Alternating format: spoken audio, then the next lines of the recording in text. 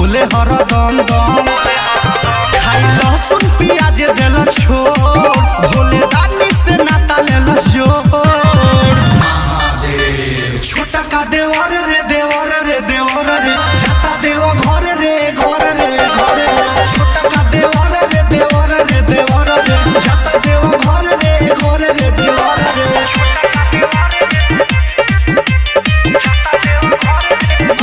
गीत संगीत recording studio Delhi. मारी के गांजा उठौले बाकावर गइल बाहिला त डोलत रे का कही रे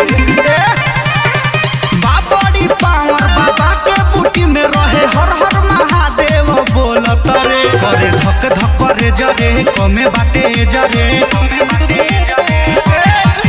करे धक धक रे जरे कमे बाटे जरे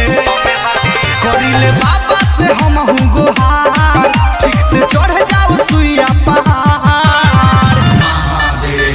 छोटा का देवर रे देवर रे देवर रे जाता देव घर रे घर रे घर रे छोटा का देवर रे देवर रे देवर रे जाता देव घर रे घर रे देवर रे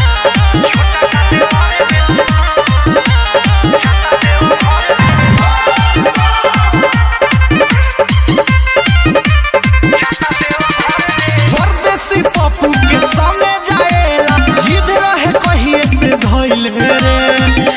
का कही रे चंदन राज जाता रे आज बड़े माथवा कोटी का कइले रे नहीं बात बुझे छोटू रवि कहे चल अभी अभी